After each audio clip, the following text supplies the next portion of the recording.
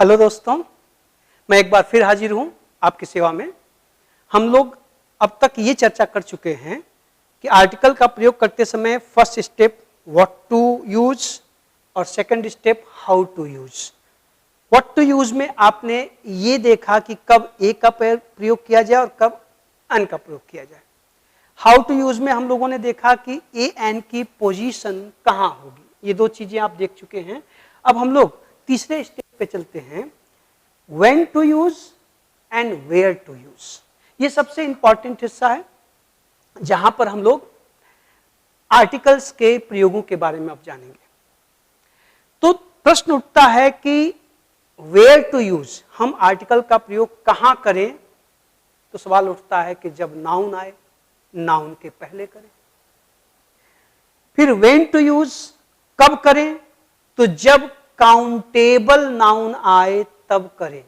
Uncountable noun के आने पर आर्टिकल्स का प्रयोग जनरली नहीं किया जाता है। अब यहीं से आपके मन में एक प्रश्न उठ खड़ा होगा कि सर, जब हम लोग काउंटेबल और अनकाउंटेबल नाउन के बारे में जानेंगे तभी तो तय होगा कि कब करें कब ना करें। बिल्कुल सही बात है।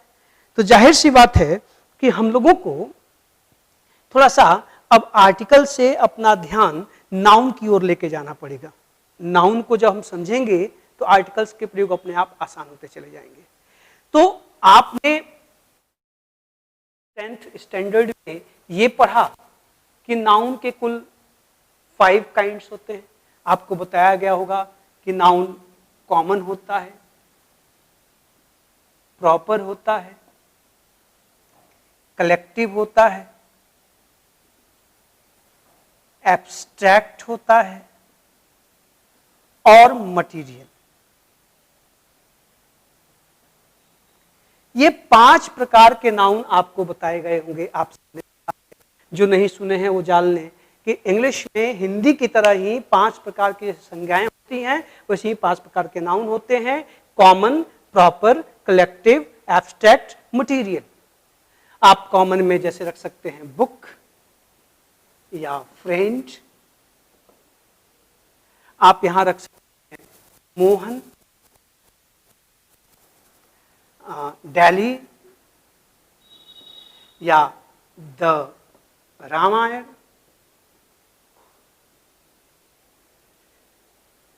कलेक्टिव में आप रखते हैं टीम, कुछ भी। आप एब्स्ट्रैक्ट में रख सकते हैं गुडनेस और क्या कहते हैं गुडनेस, इंटेलिजेंस। ये देखिए। और मटेरियल में जैसे ऑयल, मिल्क, गोल्ड, कुछ भी। ये आपने पढ़ा हुआ है 7th में, 8th में, 9th में। आपको ये बताया गया कि नाउन्स जो नेम्स होते हैं किसी पर्सन के, प्लेस के, थिंग्स के, उन नाउन्स को हम 5 काइंड्स में बांटते हैं, उनको देखते हैं, उनका अध्ययन करते हैं। पहला कॉमन नाउन, दूसरा प्रॉपर नाउन, तीसरा नाउन, चौथा एब्स्ट्रैक्ट नाउन, पांचवा मटीरियल नाउन। अब इनके बारे में डिटेल में हम लोग तब जानेंगे जब नाउन्स की बात करेंगे। हम तो आर्टिकल की चर्चा कर रहे हैं। अब ये 5 नाउन आपके जो सामने हैं, तो दुनिया में जितने भी नाउन्स होंगे उनकी या तो संख्या होगी या तो मात्रा होगी। इस आधार पर इन नाउन्स को काउंटेबल्स या काउंट नाउन्स और अनकाउंटेबल्स अथवा नॉन काउंट नाउन, अनकाउंटेबल्स या नॉन काउंट नाउन्स या मास नाउन भी कहते हैं इसको, में बांटा गया। अब ये बहुत ही गंभीर चर्चा का विषय है। इसको हमें अच्छे समझना पड़ेगा। जब तक हम काउंटेबल अनकाउंटेबल के डिफरेंस को नहीं समझेंगे तब तक हम सही तरीके से आर्टिकल्स को सेंटेंस में प्लेस नहीं कर पाएंगे। ए को, एन को, द एक समस्या तो है ही। सबसे पहले कब ए आए, कब एन आए, कब द या दी, जो भी आप कहना चाहें आए, ये तय करना पड़ेगा, ये हमें डिसाइड करना पड़ेगा। तो आइए हम आपको लेके चलते हैं कि यही 5 नाउन को हम काउंटेबल्स और अनकाउंटेबल्स में बांटते हैं। तो काउंटेबल्स और अनकाउंटेबल्स की बात की जाए तो मैंने जैसा कहा काउंट, जिसमें काउंट है, गणना है, आप जिसको गिन सकते हैं, जिनकी संख्या होती है, उन्हें काउंटेबल्स या काउंटेबल नाउन्स या काउंट नाउन्स कहते हैं। और जिनकी संख्या नहीं होती, मात्रा होती है, उन्हें हम अनकाउंटेबल्स या नॉन काउंट नाउन्स या मास नाउन कहते हैं। तो आप ध्यान रखिए कि इन्हीं पांचों नाउन को हमने दो कैटेगरी में देखने की अब कोशिश करनी चाहिए। पहला काउंटेबल्स और दूसरा अनकाउंटेबल्स, या इनको हम मास नाउन भी कहते हैं। अब नियम कहता है कि अगर काउंटेबल नाउन होगा तो आप आर्टिकल का प्रयोग करेंगे, ए एन का प्रयोग करेंगे, और अगर अनकाउंटेबल होगा तो आप आर्टिकल्स का प्रयोग नहीं करेंगे। कहने का मतलब, यदि आपने कहा अ बॉय, आपने कहा एन ऑरेंज, आपने कहा, यदि आप लिखते हैं एन एलिफेंट, तो ये सब के सब करेक्ट है। क्यों? क्योंकि यहां पर boy, orange, teacher, elephant countable noun है, इनकी संख्या होती है, आप इनको गिन सकते हैं, आप इनका प्लूरल बना सकते हैं, ये सिंगुलर भी होते हैं, प्लूरल भी होते हैं। लेकिन यदि आपने कहा एन ए इंटेलिजेंस, सॉरी ए नहीं, एन ऑयल या एन इंटेलिजेंस, अथवा ए फर्नीचर या ए गोल्ड, अब ये आप जब लिखते हैं तो ये सब के सब रॉन्ग हैं। आप ऐसा नहीं लिख सकते, क्योंकि यहां पर गोल्ड, फर्नीचर, इंटेलिजेंस, ऑयल, ये सब अनकाउंटेबल नाउन है, इनकी संख्या नहीं होती, इनकी गणना नहीं की जा सकती, इसलिए इनके साथ आप आर्टिकल्स का प्रयोग नहीं करेंगे। आपको ये ध्यान रखना है। तो पहली चीज कि कहां यूज करें, तो नाउन के साथ। कब यूज करें? जब आने वाला नाउन काउंटेबल हो, अनकाउंटेबल ना हो। अब आप कहेंगे सर जी ये तो बड़ा आसान सा है कि काउंटेबल नाउन होगा तो ए एन का प्रयोग करेंगे, अनकाउंटेबल होगा तो नहीं करेंगे। फिर हमसे गलतियां क्यों होती हैं? जाहिर सी बात है कि हमने ये तो कह दिया कि नाउन काउंटेबल्स होंगे, नाउन अनकाउंटेबल्स होंगे, आप एक कैटेगरी भी बांट लिए, लेकिन ये इतना आसान नहीं है जितना हम लोग सोच रहे हैं या जितना दिखता है। मुद्दा जानते हैं क्या है? मुद्दा ये है कि हम जब कैटेगरी में बांटते हैं तो कुछ नाउन दिखने में अनकाउंटेबल है और ये काउंटेबल है। हमने आर्टिकल का प्रयोग कर दिया तो सही हो गया, यहां पर किया तो गलत हो गया। लेकिन जब हम इंग्लिश ग्रामर को ट्रांसफॉर्मेशनल फॉर्म में लेके जाते हैं, जब इन हम शब्दों का प्रयोग करने चलते हैं, तो इन शब्दों के अर्थ, उनके मायने, उनकी मीनिंग प्रयोग के आधार पर बदलती है।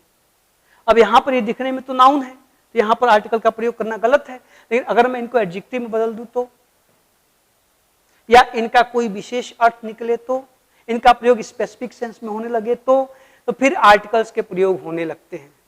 आज मैं आपको इसी रहस्य के बारे में बताने जा रहा हूं, इस रहस्य पर से पर्दा उठाने की कोशिश कर रहा हूं कि आपका काम आसान हो जाए। अब देखिए जरा, ये बिल्कुल सच है कि बॉय के साथ, ऑरेंज के साथ, टीचर के साथ, एलिफेंट के साथ ए एन का प्रयोग करना सही है। अभी आप द के बारे में मत सोचिएगा, द की चर्चा बिल्कुल अलग से होगी, वो एक अलग दुनिया है, ठीक है। अभी हम लोग ए एन पे फोकस करें, तो इनको लिखना सही है, लेकिन an oil, N intelligence, a furniture, a gold कहना गलत है।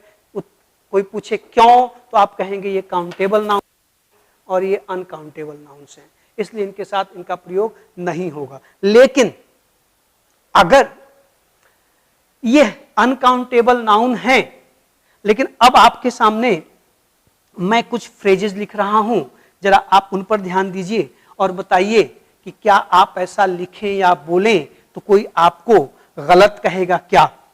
ये अब चर्चा का विषय है। आप देखिए, मैं आपके सामने कुछ लिख रहा हूं। जैसे मान लीजिए कि हमने आपके सामने लिख दिया अ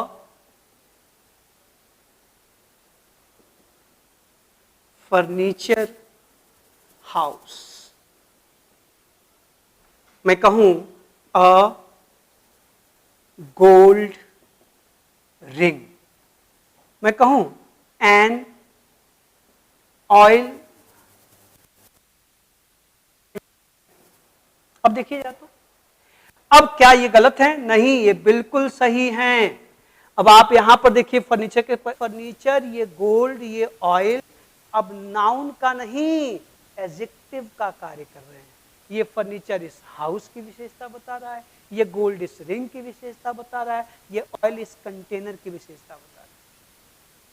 अब यहां पर अर्थ है कि वह जगह जहां फर्नीचर बिकते हैं, फर्नीचर हाउस, सोने की अंगूठी और तेल का कंटेनर, डब्बा जिसमें आप तेल को रख सकते हैं। अब देखो जरा, तो पहली चीज, अब जरा पिछली बात से जोड़िए कि ये सारे जो शब्द हैं ये बेसिकली नाउन हैं। और कैसे नाउन हैं? अनकाउंटेबल नाउन है, इसलिए इनके पहले हम ए एन का प्रयोग नहीं करते हैं। लेकिन ये नाउन्स जब वाक्य में प्रयोग होते हैं तो कभी कभी ये एडजेक्टिव की भांति किसी दूसरे नाउन के पहले आकर उसकी विशेषता बताते हैं, तब आप इनके पहले ए एन का प्रयोग कर सकते हैं, क्योंकि अब ये नाउन रहे ही नहीं। आप और भी एग्जाम्पल ले सकते हैं। अगर आपने कहा ए वोटर तो गलत है, लेकिन अगर आपने कहा वोटर पार्क अथवा वाटर बॉटल, अब देखिए जब, अब ये सही है, अब कोई प्रॉब्लम नहीं है। क्योंकि अब ये गलत क्यों है? क्योंकि यहाँ पे वाटर नाउन है, अनकाउंटेबल नाउन है, ये नहीं आएगा। यहाँ पर वाटर इस पार्क और बॉटल की विशेषता बताने लगा, एडजेक्टिव बन गया। अब ए आएगा, एन आएगा, क्योंकि यहाँ पे इस नाउन के लिए आ रहा है, इसके लिए नहीं आ रहा है, तो उसकी विशेषता बता रहा है। तो एक स्टेप, पहली चीज को इसको समझिए कि अनकाउंटेबल नाउन्स के पहले जनरली ए एन नहीं आएगा, लेकिन बहुत से अनकाउंटेबल नाउन्स हैं जो एडजेक्टिव की भांति किसी अन्य नाउन की विशेषता बताने लगते हैं। जब ऐसा होगा तब उस के पहले, जैसे water, gold, oil, furniture, poetry etcetera, इन सब के पहले आप देखिए, आप ए पोइट्री कहेंगे तो गलत है। आपने कहा अगर ए पोइट्री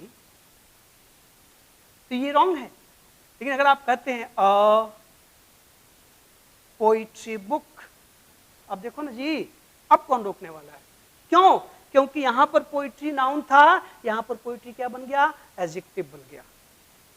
मेरे ख्याल से मैं आप तक अपनी बात पहुंचा रहा हूं, और मैं यहां लिखते लिखते थक जाऊंगा। कितना लिखूं? आप इसको अब दिमाग में बिठाइए, इसको विजुअलाइज करिए और समझिए कि तमाम नाउन्स जिनसे संख्या की जगह मात्रा का बोध होता है, मास का बोध होता है, जिनको मूलियों पे नहीं गिन सकते हैं, उन्हें हम अनकाउंटेबल नाउन्स कहते हैं। अनकाउंटेबल नाउन्स के साथ जनरली हम, मैंने जनरली इसीलिए कहा था क्योंकि देखिए प्रयोग हो रहा है, के साथ जनरली हम ए एन का प्रयोग नहीं करते। लेकिन जब ये नाउन्स किसी अन्य नाउन के पहले आकर उनकी विशेषता बताने लगते हैं और उनसे संख्या का बोध होने लगता है, तो हम ए एन का प्रयोग करते हैं, जैसा कि यहां पर हुआ है। तो आपने देखा कि कैसे अनकाउंटेबल्स नाउन जब एडजेक्टिव का कार्य करने लगते हैं तो उनके पहले ए एन का प्रयोग होने लगता है। पिछले एग्जांपल्स में आपने देखा। अब एक और एरिया आपके सामने देखिए, मैंने कुछ सेंटेंसेस लिखे हैं, जरा आप इनकी तरफ देखिए। आप इसमें देखिए, यहां पर देखिए मैंने एक ही वर्ड को लेकर के दो दो बार सेंटेंस को लिखा है, और ध्यान से देखिए आप, तो कभी मैंने इन शब्दों को सिंगुलर में लिखा है तो ए आया है और ए नहीं आया है, कभी प्लूरल में लिखा है, मतलब कभी काउंटेबल के रूप में और कभी अनकाउंटेबल के रूप में। जरा आप इनको ध्यान से देखिए।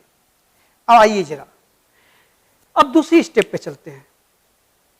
सवाल यह है कि हमने ये तो बांट लिया कि नाउन काउंटेबल हो सकता है, नाउन अनकाउंटेबल हो सकता है, लेकिन हम जब इनका वाक्यों में प्रयोग करने चलते हैं तो प्रयोग के आधार पर इनकी भूमिका, इनकी पार्ट ऑफ स्पीच, इनके अर्थ, इनके सेंस बदलते हैं और तब उस हिसाब से हम तय करते हैं, we decide in that condition whether that particular noun is countable or uncountable. Look at these examples. You will have a better picture about this. Look at, would you like a cake?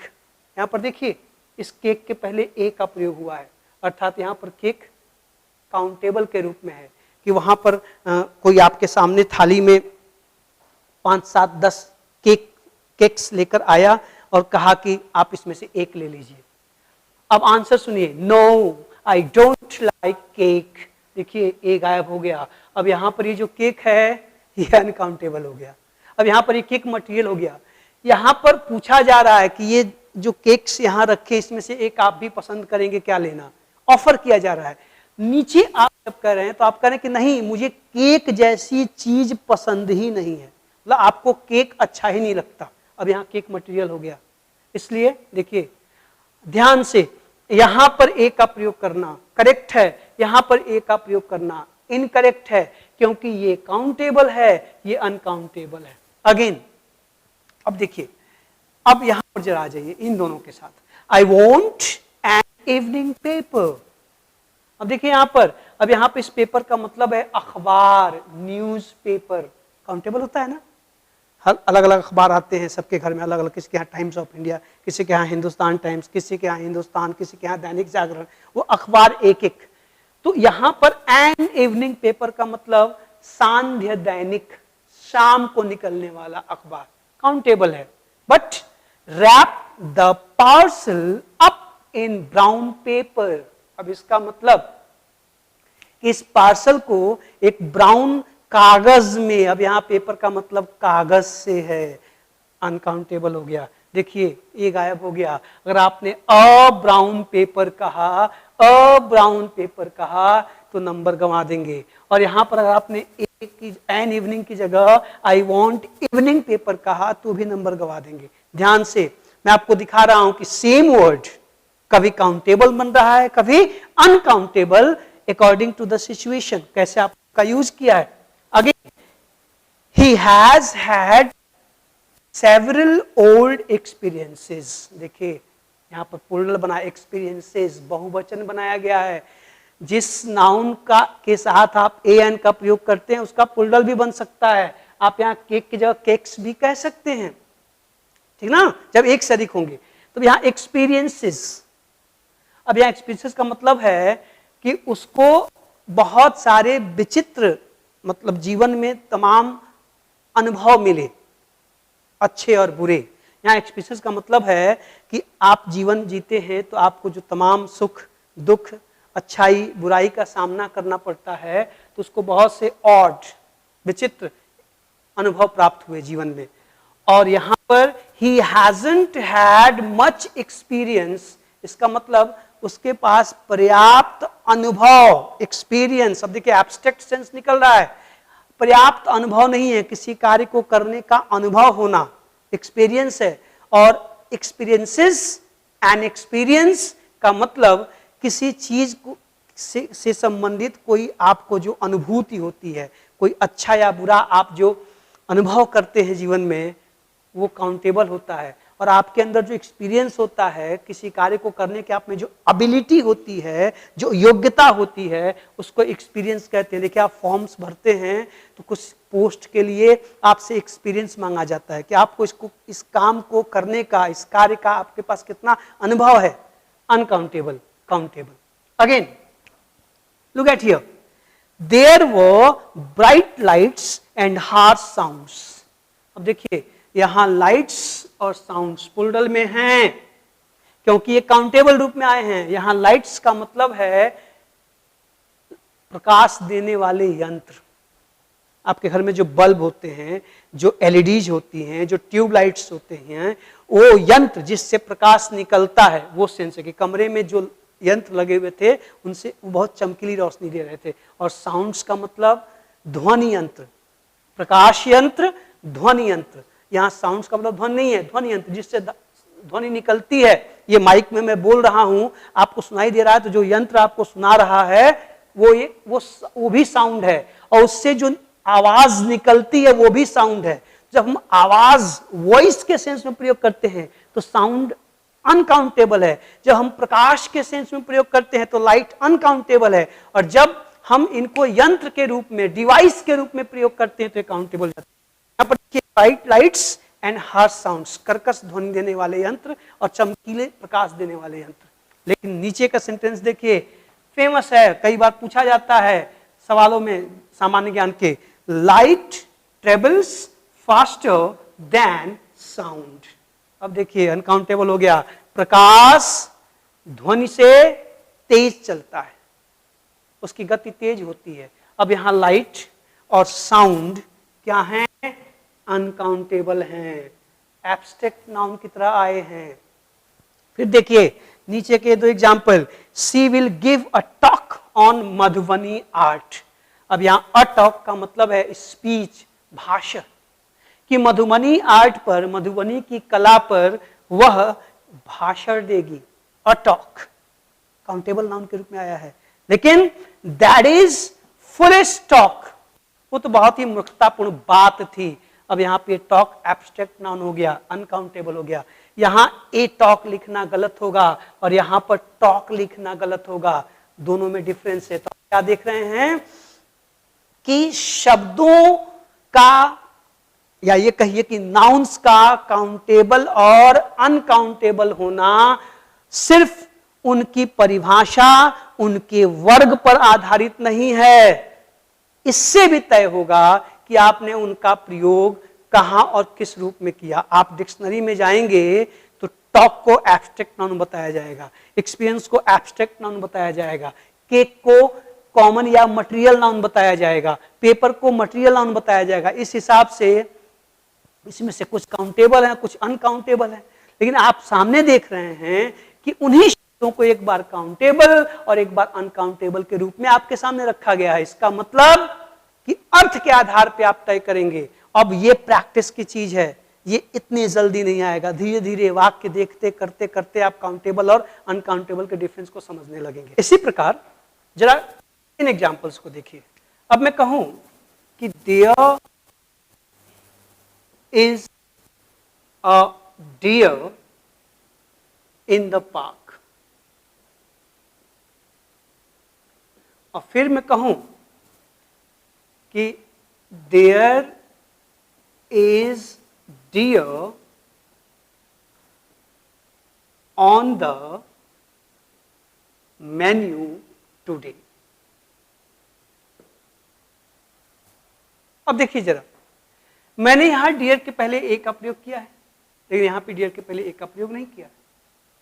जाहिर सी बात है, फिर वही कहानी आपके सामने आके खड़ी हो गई कि यहां पर जो डियर है वो काउंटेबल नाउन है, यहां पर जो डियर है ये अनकाउंटेबल नाउन है। ऊपर के डियर का मतलब है हिरण और नीचे के डियर का मतलब है हिरण का मांस। अब यहां ए का प्रयोग करना गलत होता, यहां ए का प्रयोग न करना गलत होता। मामला क्या है समझिएगा। एक्चुअली जो मांसाहारी लोग हैं वो मांस खाते हैं, तो लोग मटन खाते हैं, चिकन खाते हैं, ठीक है, पोर्क खाते हैं, वेनिसन खाते हैं, ठीक है, बीफ, ठीक। अब ये चीजें देखिए जरा।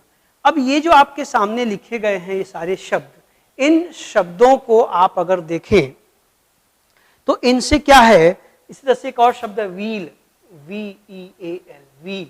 ये सब मांस हैं, मांसाहारी लोग।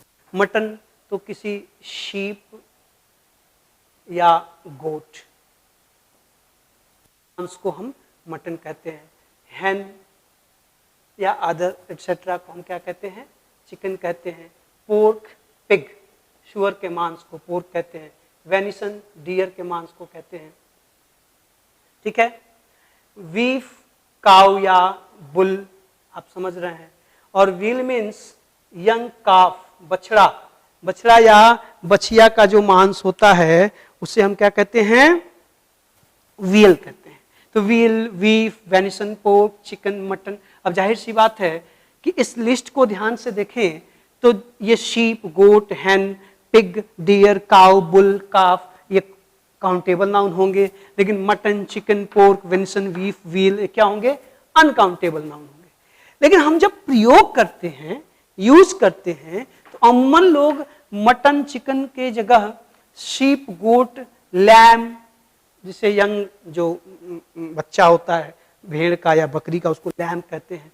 तो लैम का मतलब हम यंग शीप या यंग गोट भी कह सकते हैं, और लैम का मतलब यंग शीप का मांस भी हो सकता है। हम जब यूज करते हैं, अक्सर देखिए हिंदी में भी लोग क्या कहते हैं, आज मुर्गा बना है, आज बकरी बनी है। तो एग्जैक्टली जब आप कहते हैं बकरी बनी है तो जिंदा बकरी थोड़े खड़ी है, उसका मांस बना हुआ है।